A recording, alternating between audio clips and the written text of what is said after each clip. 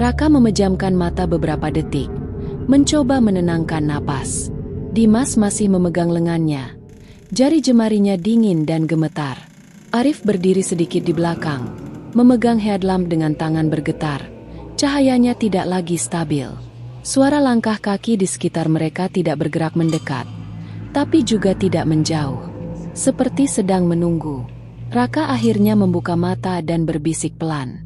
"Kita jangan panik. Bayu mungkin jalan duluan. Kita susul pelan-pelan." Dimas ingin membantah, tapi tidak jadi. Arif hanya mengangguk, meski wajahnya jelas menunjukkan ketakutan. Mereka bertiga mulai berjalan lagi, sangat pelan. Setiap langkah terasa berat. Jalur di depan tidak terlihat asing, tapi juga tidak terasa familiar. Seperti jalur yang sama, tapi suasananya berbeda. Beberapa meter berjalan, Raka menyadari sesuatu. Tanah di jalur mulai terasa lebih lunak. Sepatu mereka meninggalkan bekas lebih dalam. Udara jadi lebih lembab. Bau tanah basah tercium jelas, meski tidak hujan.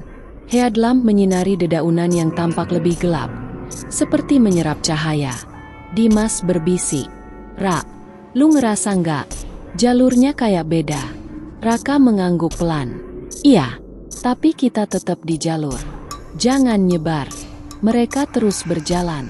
Tidak ada suara langkah kaki lain sekarang, tapi keheningan justru terasa lebih menekan. Arif merasa telinganya berdenging.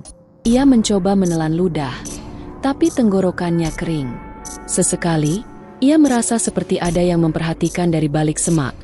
Tapi setiap kali menoleh, tidak ada apa-apa. Beberapa menit kemudian, mereka sampai di sebuah tanah lapang kecil. Raka yakin di jalur normal. Tempat ini tidak ada. Lapangan itu dikelilingi pohon tinggi, dengan satu batu besar di tengah. Batu itu terlihat basah, seperti baru saja disiram air.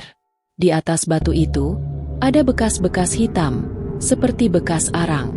Dimas langsung berhenti. "Ini apaan?" Raka tidak menjawab. Dadanya terasa sesak. Ia merasa tempat ini tidak seharusnya diinjak. Arif mengarahkan lampu ke sekeliling. Di tanah, terlihat banyak bekas kaki. Tapi anehnya, semua jejak itu mengarah ke tengah lapangan. Tidak ada satupun yang keluar. Arif berbisik, "Ini bekas orang-orang." Raka menggeleng. Ukurannya beda-beda. Ada yang kecil, ada yang besar, ada yang kayak kaki manusia. Tapi ada juga yang bentuknya aneh. Jarinya panjang. Dimas mundur selangkah. "Kita jangan lama di sini."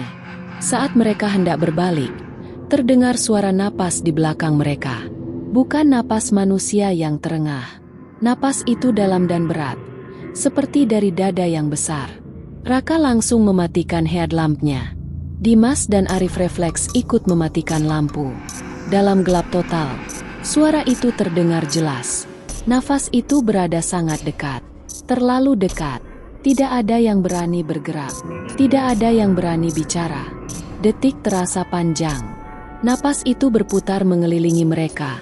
Pelan, seolah mengendus. Arif bisa mencium bau busuk, seperti daun busuk bercampur tanah. Tiba-tiba, terdengar suara lain. Suara itu lebih pelan, tapi familiar.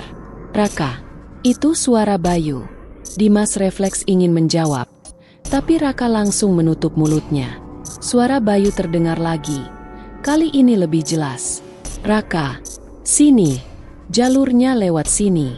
Arif merasa kepalanya berdenyut. Suara itu benar-benar mirip Bayu. Intonasinya sama. Cara bicaranya sama. Tapi ada sesuatu yang salah. Suara itu terdengar datar, tanpa emosi. Raka menahan diri sekuat tenaga untuk tidak menoleh. Ia teringat jelas ucapan pria tua itu. "Jangan ditoleh. Jangan jawab." Suara Bayu terdengar lagi. Kini lebih dekat. "Kalian kenapa diam aja? Aku capek nunggu." Dimas mulai menangis pelan. Air matanya mengalir tanpa suara. Arif menggenggam tali tasnya kuat-kuat, sampai jari-jarinya kaku. Lalu tiba-tiba, suara napas berat tadi menghilang. Suara Bayu juga berhenti. Keheningan kembali turun, lebih pekat dari sebelumnya. Raka perlahan menyalakan kembali headlampnya. Cahaya menyapu sekeliling. Lapangan kecil itu kosong. Batu besar masih di tengah. Bekas jejak kaki masih ada. Tapi sesuatu berubah. Jejak kaki baru muncul. Jejak itu mengelilingi mereka. Banyak. Terlalu banyak. Dan semuanya mengarah ke mereka. Raka berbisik. Kita harus keluar dari sini sekarang. Mereka bertiga berlari. Tidak peduli arah. Tidak peduli jalur. Yang penting menjauh dari tempat itu. Cabang pohon mencambuk wajah mereka. Akar membuat mereka hampir terjatuh. Nafas mereka terengah. Dada terasa terbakar. Saat akhirnya mereka berhenti, Raka menyadari satu hal lagi yang membuat jantungnya hampir berhenti. Jalur di depan mereka menurun. Padahal sejak tadi, mereka seharusnya masih naik. Arif terduduk lemas. Kita turun. Raka menatap sekeliling. Pohon-pohon terlihat berbeda. Lebih rapat. Lebih tinggi. Cahaya headlamp terasa lebih redup. Meski baterai masih penuh. Dimas mengeluarkan ponsel lagi. Layar menyala sebentar. Menunjukkan jam. Angkanya tidak masuk akal. Waktunya mundur. Dimas berbisik. Jam gue muter balik. Arif memejamkan mata. Kita nggak di jalur yang sama. Raka mencoba berpikir. Gunung ini seolah mengubah arah. Jalur naik terasa seperti turun. Waktu tidak berjalan normal. Dan Bayu entah di mana. Atau mungkin sudah tidak bersama mereka lagi. Mereka berjalan lagi. Kali ini lebih hati-hati. Tidak berlari. Tidak banyak bicara. Setiap suara kecil membuat mereka menegang. Sesekali, Raka merasa melihat bayangan bergerak di antara pohon. Tapi setiap kali disorot, bayangan itu lenyap. Setelah beberapa waktu, mereka melihat sesuatu di depan. Sebuah pos kecil. Bangunan kayu sederhana. Atapnya miring. Raka merasa lega sesaat. Ia yakin pos itu ada di jalur resmi. Mereka mendekat. Pos itu terlihat tua. Kayunya lapuk. Di dindingnya, ada coretan-coretan nama. Tapi saat Raka membaca satu persatu, ia merasakan sesuatu yang membuat perutnya mual. Nama-nama itu, beberapa di antaranya masih baru. Dan salah satunya adalah nama Bayu. Tulisan itu terlihat segar, seperti baru ditulis. Dimas terduduk. Nggak mungkin. Arif menyentuh tulisan itu dengan jari gemetar. Ini tulisan tangan Bayu. Raka merasa kepalanya berdenyut. Bayu baru hilang beberapa waktu lalu. Tapi namanya sudah ada di sini. Tercatat seolah sudah lama menjadi bagian dari tempat ini. Dari dalam pos, terdengar suara kayu berderit. Seperti ada yang bergerak di dalam.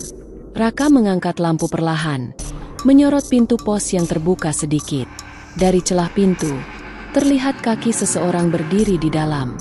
Kakinya telanjang, kulitnya pucat, dan posisinya menghadap ke sudut, bukan ke pintu. Dimas menahan napas. Arif tidak bisa bergerak. Raka merasa tengkuknya dingin. Suara itu terdengar dari dalam pos. Pelan. Dan kalian datang telat. Lampu headlamp Raka berkedip sekali. Lalu mati. Gelap kembali menyelimuti mereka.